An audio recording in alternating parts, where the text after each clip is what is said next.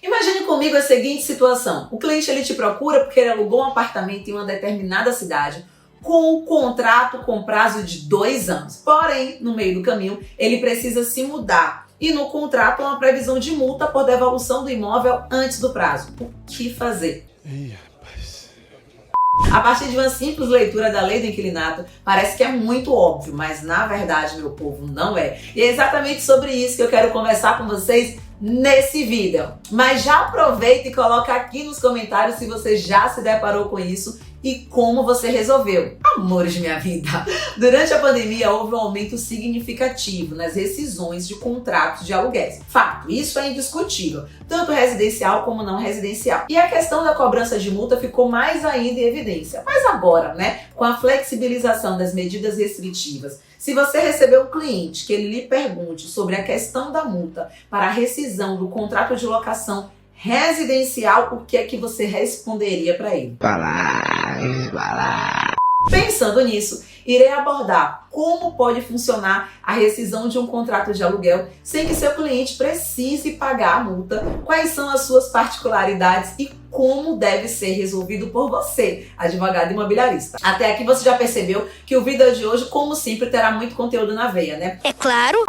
Então aproveita, já se inscreve aqui no canal e se você ainda não me segue lá no Instagram, Seu Jurídico Imobiliário, começa a me seguir agora mesmo. Porque lá vocês sabem, rola um tete a tete entre nós. Por ser um contrato, gente, normalmente de longo prazo, existem algumas cláusulas de proteção, certo? Essas cláusulas elas foram pensadas para poder prevenir conflitos e minimizar os prejuízos em razão da rescisão daquele contrato, tá? Ou da resolução. Danos à propriedade, entre outras tantas situações, através dos meios de garantias, como a existência do fiador, seguro fiança, caução e a multa também por rescisão antecipada. Agora, a regra é o seguinte, a regra da lei do inquilinato é que ela prevê a multa no caso de contrato de aluguel rescindido antes do prazo de 30 meses. Alguns locadores prevêem cláusula que libera o inquilino da multa após 12 meses de contrato, ou seja, veja se o contrato do seu cliente já não tem essa previsão, tá? Que por incrível que pareça, é muito comum. Entretanto, eu preciso deixar claro aqui que não é uma regra ou uma obrigação por parte daquele locador, certo? Se não há previsão, logo não poderia existir ali a retirada daquela multa.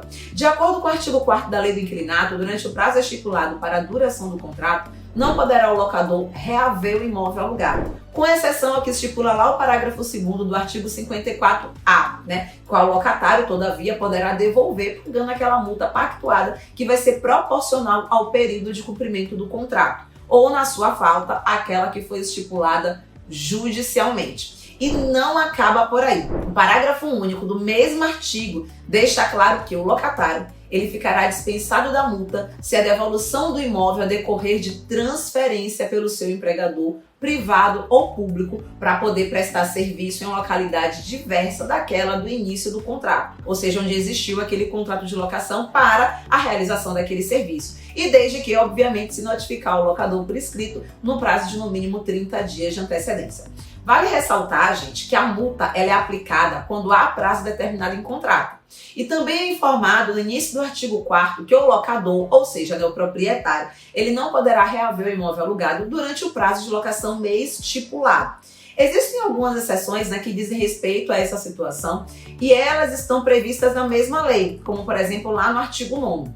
Nos casos, por exemplo, em que o imóvel apresentar problemas anteriores à locação por falta de manutenção que possam comprometer a saúde ou a segurança do morador, também é possível que se realize a rescisão do contrato sem multa. Fora dessas situações, a possibilidade de liberação da multa se dará mediante acordo com o locador ou alguma ação judicial. Então, dessa forma, obviamente, será necessário negociar. A negociação vai ser a melhor opção. Agora, vem cá, me tira uma dúvida. Será que no caso de um imóvel ter sido alugado com vícios pré-existentes ao contrato, o que ensejaria ali uma rescisão contratual justificada, desde que evidenciada a falha da locadora por ter disponibilizado o imóvel sem as condições adequadas de habitação, a multa rescisória poderia ser afastada e invertida para ser de responsabilidade da locadora realizar esse pagamento para a locatária? Você já pensou nisso?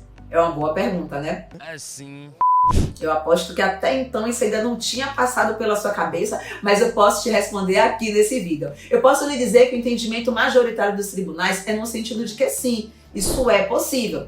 Assim como também a indenização por danos morais, desde que preenchidos os requisitos legais, né, que justifiquem aquela indenização. E foi nesse sentido que o Tribunal de Justiça do Rio Grande do Sul se posicionou. Tá? Nesse caso aqui específico, foi demonstrada a justa causa para a rescisão antecipada do contrato de locação por iniciativa da locatária, né? Uma vez que o imóvel apresentava diversos vícios ocultos, pré-existentes ao contrato, que tornavam inadequadas suas condições de conforto e a segurança à pessoa que estava utilizando aquele imóvel, né? Prejudicando, inclusive, que a finalidade daquele imóvel é servir como moradia, né? Sendo cabível a devolução dos valores antecipados pela locatária, os quais foram retidos ao fim do contrato. Bem, a título de multa rescisória, né? Bem como devido à aplicação de multa à locadora pelo inadimplemento contratual que deu causa à rescisão antecipada. Nesse julgado, ficou caracterizada a situação lesiva, cujos efeitos ultrapassaram, obviamente, ali o mero de sabor, né? E se fizeram presentes os elementos ensejadores da bendita responsabilidade civil.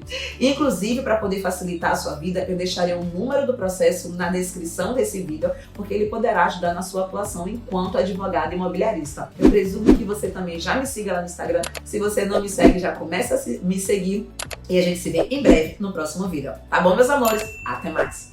Beijo.